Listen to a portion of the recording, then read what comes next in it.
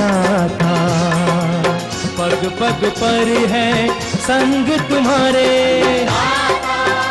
अन्नदाता। लहू किसानों का बन के पसीना सींचता है धरती का सीना। मेहनत का तेरी हक दिलवाने, नई तकनीक नई खोज बताने। पशुधन को गुणवान बनाना, पौध सुरक्षा को सिखलाना, खेती के सब गुर समझाने, भारत का सरताज बनाने। आठों पहर है संग तुम्हारे अन्नदाता, अन्नदाता। नमस्कार, मैं कात्यायनी चतुर्वेदी आप सभी दर्शकों का अन्नदाता कार्यक्रम में बहुत स्वागत करती हूं। और हर रोज की तरह कार्यक्रम में लेकर आई हूं खेती बाड़ी से जुड़ी हुई बहुत सारी लाभकारी जानकारियां। तो चलिए फिर सबसे पहले देखते हैं क्या है विशेष आज के कार्यक्रम में आपके लिए। अजोला उत्पादन की तकनीकी और इसकी उपयोगिता, आम के बाग में मालफॉर्मेशन रोग की समस्या और इसकी रोकथाम,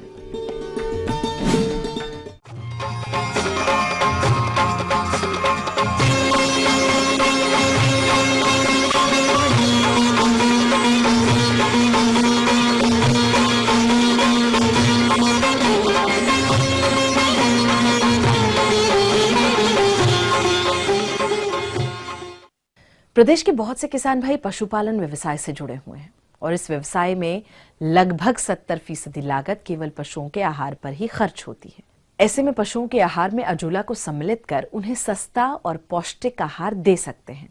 तो किसान भाइयों, आप अजोला उत्पादन कैसे करें और इसे अपने पशुओं को कैसे खिलाएं, इस बारे में जानकारी दे रहे हैं कृषि विज्ञान केंद्र जलालगढ़ पूर्णिया के पशु विशेषज्ञ हेमंत कुमार। तो सबसे पहली बात यह है कि अजोला पशुओं के खान पान में बहुत ही अच्छा भोजन के रूप में उभर के सामने आया है और इसे बहुत ही आसानी से उगाया जा सकता है। इसकी खासियत ये होती है कि इसमें प्रोटीन की मात्रा लगभग 35 से 40% होती है। साथ ही साथ इसमें खनिज लवण 10 से 15% पाया जाता है। उसके साथ ही साथ इसमें महत्वपूर्ण विटामिन एवं अमीनो एसिड की भी जो मात्रा होती है वो प्रचुर मात्रा में होती है, जिसको खिलाने से पशुओं में, गायों में, दुधारू जो गाय होती हैं उसमें अगर इसका आप उपयोग कीजिएगा तो इसमें करीब 2 से 3% दूध में वृद्धि हो जाती है गायों में। अजोला न केवल दुधारू पशुओं के लिए एक सर्वोत्तम व उचित आहार है, बल्कि पशुपालन से संबंधित दूसरे आयामों जैसे बकरी पालन, भेड़ पालन, सूकर पालन, खरगोश पालन, साथ ही साथ मुर्गी पालन, बतख पालन, बटेर पालन आदि के लिए भी एक सर्वगुण संपन्न पौष्टिक आहार है।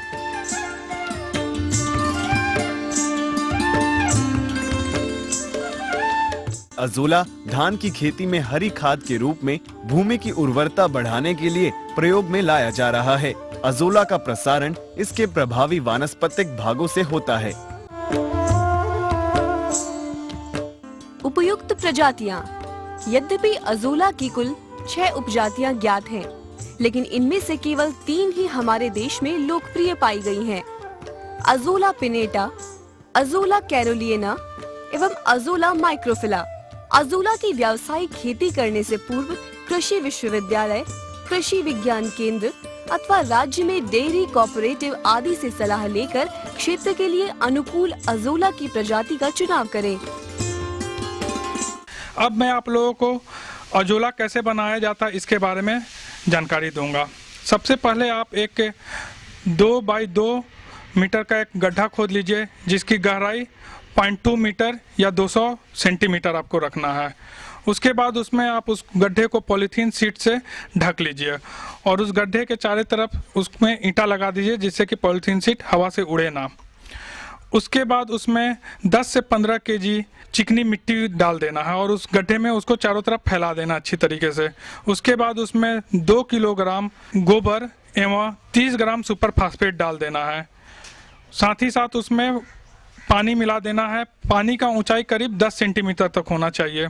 उसके बाद उसमें आधा से 1 किलो अजोला कल्चर आप उसमें डाल दीजिए और इसे 10 से 15 दिन तक छोड़ दीजिए। 10 से 15 दिन के बाद आप देखिएगा कि उसमें जो अजोला का जो कल्चर आप डाले थे वो पूरी तरह से टंकी में फैल गया है। अब उसमें से आप 1 से 1.5 किलो अजोला को निकाल कर अपने पशुओं में उसका उपयोग कर सकते हैं। अजोला खिलाने में कुछ सावधानियां ही बरतनी पड़ती हैं, उसके बारे में आप लोगों को बतलाना चाहूँगा। सबसे पहले जो भी आप अजोला जो अपने पशु को जो 15 दिन के बाद आप निकाल के खिला रहे हैं उसको पानी में अच्छे तरीके से धो लें, क्योंकि क्या होता है कि गोबर के गंध से पशु उसको अचानक से खाने से इनकार कर देते हैं। इसलिए उसको अच्छे तरीके से पानी से धो लेना है और साथ ही साथ उसको थोड़ा सा धूप में सुखा लेना है। इसके अलावा जो पशु को आप ये अजोला खिला रहे हैं उसको एक ही बार में अजोला पूरा नहीं देना, उसको धीरे धीरे करके अजोला को आपको अपने पशुओं में बढ़ाना है, जिससे कि उसको अजोला खाने का आदत लग जाए। इसके अलावा अजोला उत्पादन में कुछ ध्यान देने वाली बात और होती है कि जो अजोला का आप उत्पादन करते हैं तो उस टंकी में सूर्य का जो प्रकाश है वो पूरी तरह से नहीं पहुंचना चाहिए। 50% सूर्य का प्रकाश पहुंचे और 50% उसमें छायादार जगह भी होना चाहिए, क्योंकि सूर्य के प्रकाश से अजोला की पत्ती जल जाते हैं और उसका कलर ब्राउन कलर का हो जाता है या भूरे रंग का हो जाता है। इसके साथ हर 10 दिन में आप उसमें आधा किलो गोबर मिलाइए और हर 30 दिन में उसमें करीब 4 से 5 किलो आप मिट्टी डाला कीजिए। इसके साथ हर 6 महीने में आप अजोला के टंकी को पूरी तरीके से साफ करके स्वच्छ करके नए तरीके से, जैसा मैं शुरू में आप लोग को बतलाया उस तरह से अजोला कल्चर फिर उसमें डालिए। इस तरीके से किसान भाई अगर अजोला अपने घर में उत्पादन कर सकते हैं, आसानी से कर सकते हैं और इससे अधिक लाभ की प्राप्ति कर सकते हैं।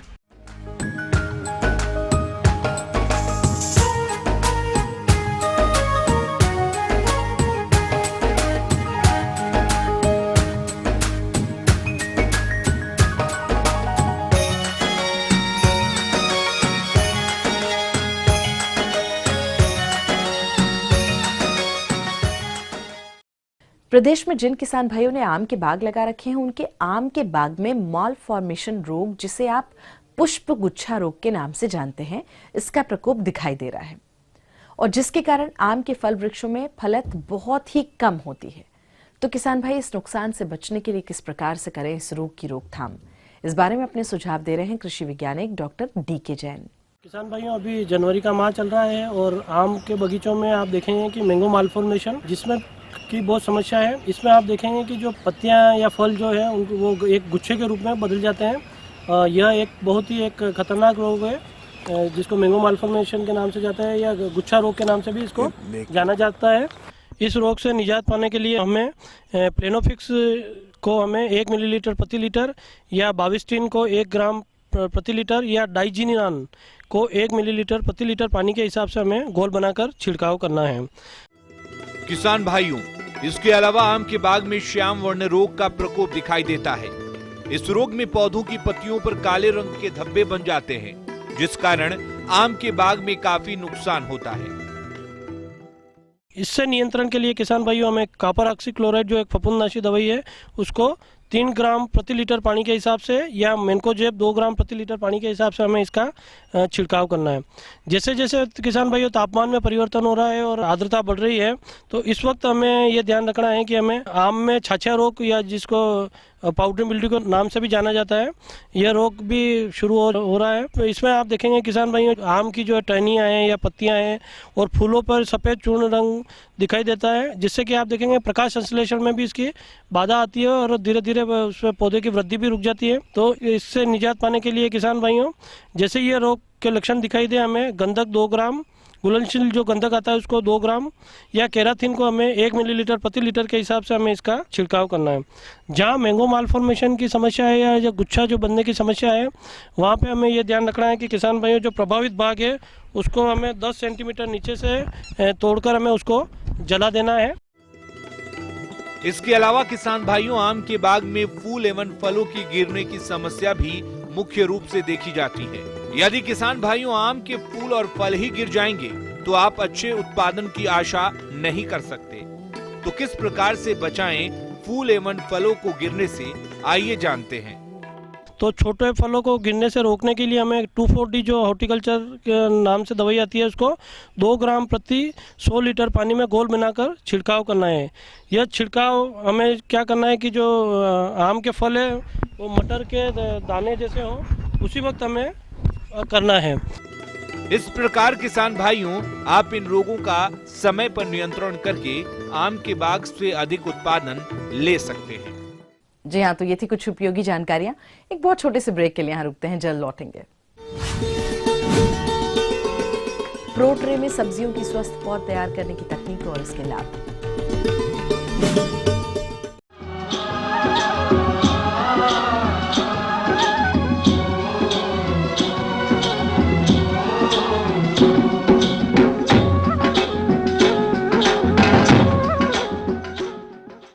ब्रेक के बाद आप सभी का एक बार फिर से अन्नदाता कार्यक्रम में बहुत स्वागत है। और चलिए अब बढ़ते हैं अपनी अगली प्रस्तुति की ओर।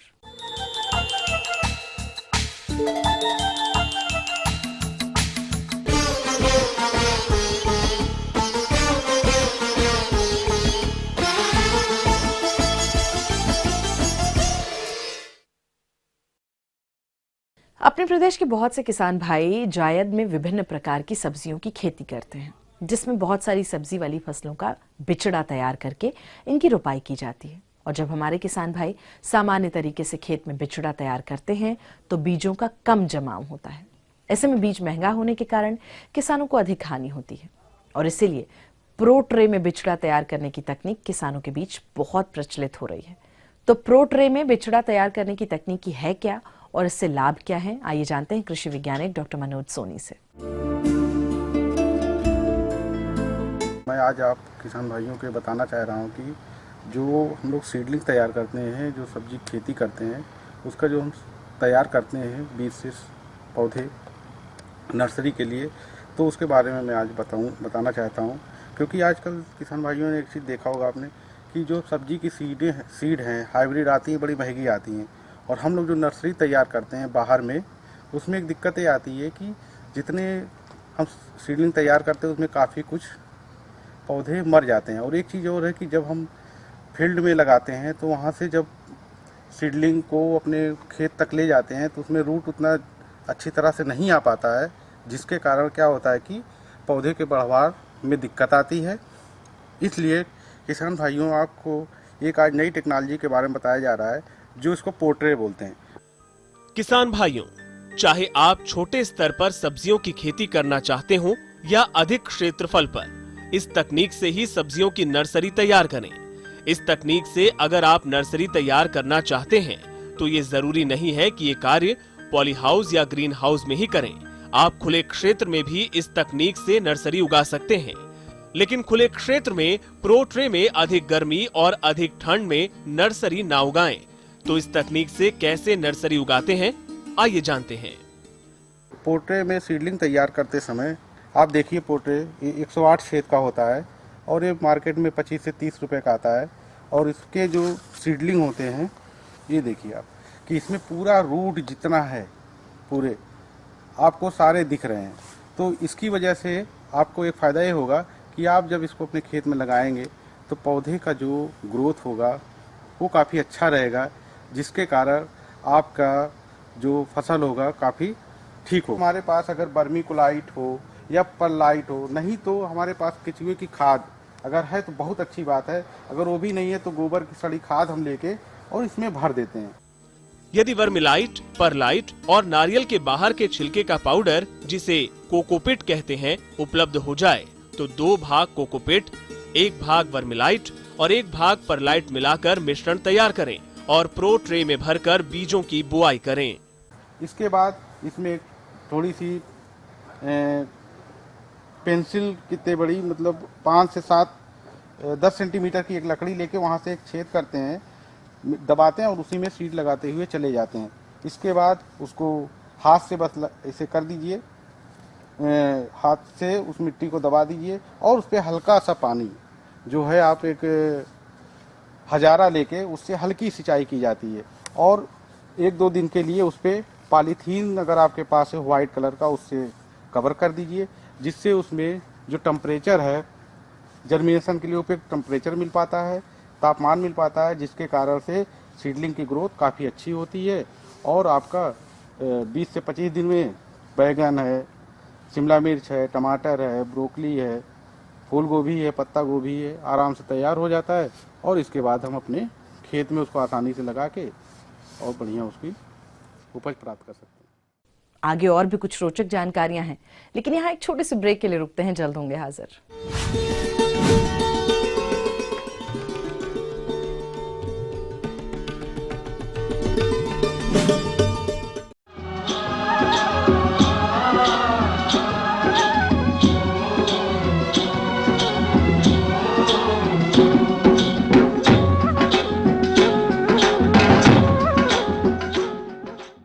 ब्रेक के बाद आप सभी दर्शकों का एक बार फिर से बहुत स्वागत है अन्नदाता कार्यक्रम में। और चलिए अब रुख करते हैं अपनी अगली कड़ी की ओर।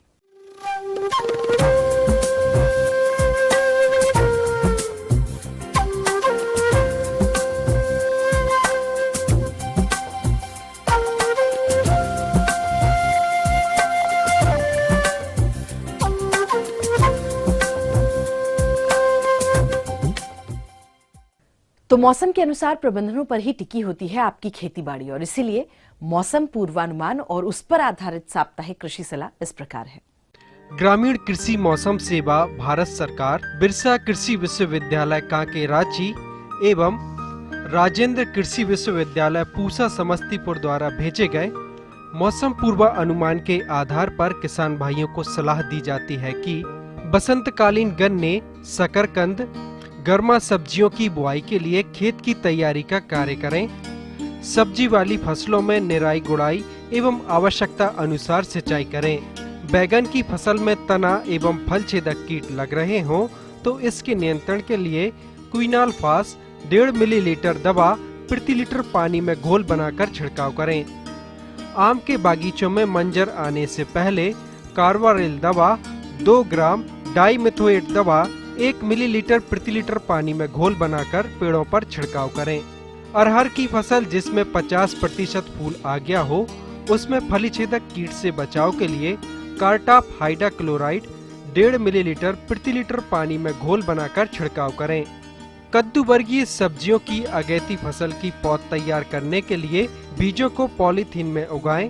पॉलीथीन के थैलों को पॉली हाउस में रखें। अगात बोई गई प्याज की फसल में निराई गुड़ाई का कार्य करें एवं 10 से 15 दिनों के अंतराल पर सिंचाई का कार्य करें।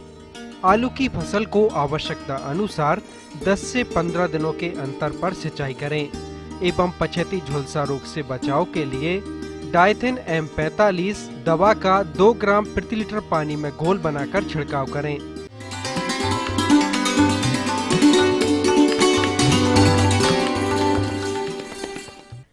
अन्नदाता हेल्पलाइन निशुल्क फोन संपर्क सेवा के माध्यम से आपके द्वारा पूछी गई समस्याओं में से 1 या 2 महत्वपूर्ण समस्याओं को हम अपने कार्यक्रम में जरूर शामिल करते हैं, और इसी के तहत आज की चयनित समस्या और उसका जवाब इस प्रकार है। जिला गुमला से कमलेश जी, आप आलू खुदाई यंत्र के बारे में संपूर्ण जानकारी चाहते हैं, तो कमलेश जी आपकी जानकारी हेतु प्रस्तुत है कार्यक्रम का यह अंश। किसान भाई देख रहे हैं यहाँ पे कि आलू उखाड़ने की जो मशीन है उसके बारे में यहाँ पे चर्चा करेंगे। तो सर्वप्रथम हम देखें जो मैनुअल विधि यानी जो आदमी उखाड़ता है यानी मानव के द्वारा उखाड़ा जाता है, तो उसमें होता है कि सबसे पहला जो है श्रम बहुत ज़्यादा लगता है। अगर 35 से 40 मजदूर लगाते हैं तो 1 हेक्टेयर आलू हमारा बढ़िया से उखड़ता है। और उसमें भी देखेंगे अगर हम मैनुअली उखाड़ते हैं तो कुदाल या खुरपी से लगाते हैं, जिससे कि जो हमारा आलू होता है वो कट भी जाता है, उसमें नुकसान भी ज़्यादा होता है। तो अगर हम मशीन से आलू की उखाड़ें तो उसमें आप देखेंगे कि मशीन के द्वारा जो सबसे ज़्यादा जो फायदा है वो है श्रम, समय और शक्ति, ये तीनों मशीन से कम लगता है।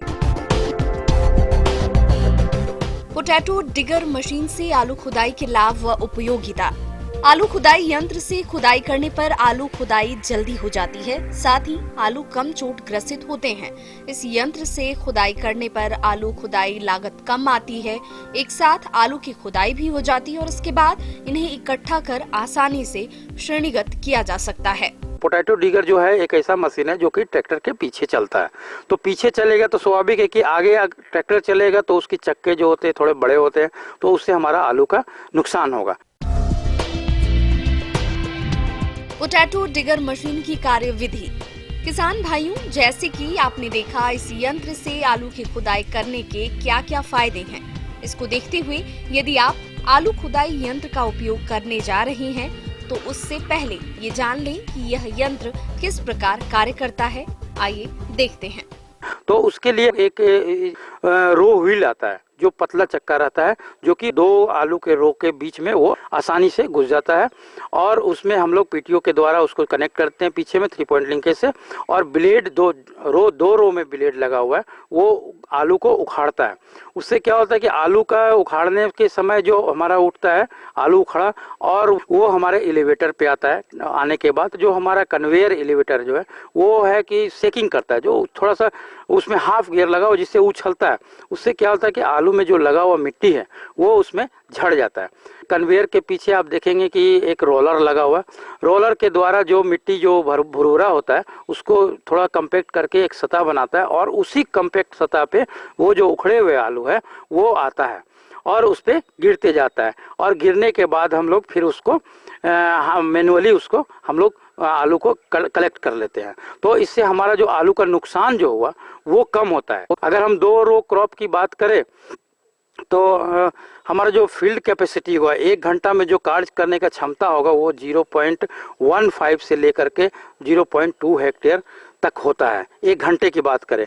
और अगर हम मैनुअली अगर करें तो 35 से 40 मजदूर 1 हेक्टेयर को उखाड़ने में लगता है, जो कि हमारा अगर इकोनॉमिकल व्यू से देखें तो हमारा जो लेबर कॉस्ट होगा करीब 8,000 के आसपास आता है। और अगर हम इसकी बात करें तो हमारा करीब 1 घंटा में हमारा 3 लीटर डीजल खाता है, और जो ऑपरेटर लेगा करीब प्रति अगर हेक्टेयर के हिसाब से देखें तो 700 से 800 रुपया प्रति हेक्टेयर ये आता है। और जो आलू खड़ता है उसकी क्वालिटी बरकरार रहती है।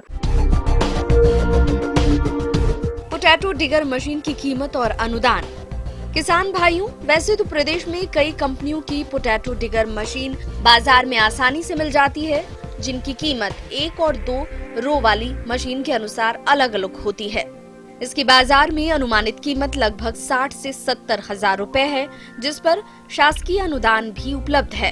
अनुदान के बारे में अधिक जानकारी के लिए आप अपने नजदीकी कृषि विभाग में संपर्क कर सकते हैं।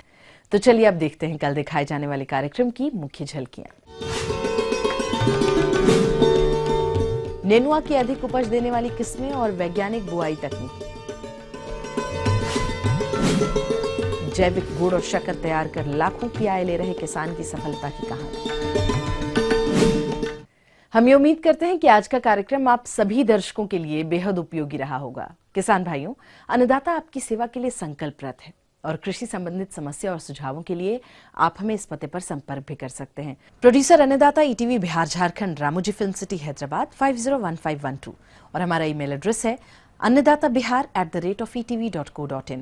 और इसके अतिरिक्त आप हमें निःशुल्क हेल्पलाइन नंबर 1800108599 पर सोमवार से शनिवार सुबह 10 बजे से शाम 4 बजे के बीच में कभी भी संपर्क कर सकते हैं। और फिलहाल अन्नदाता की पूरी टीम को दीजिए इजाजत। कल फिर इसी समय आपसे होगी मुलाकात कृषि संबंधित कुछ और रोचक महत्वपूर्ण जानकारियों के साथ। तब तक के लिए नमस्कार।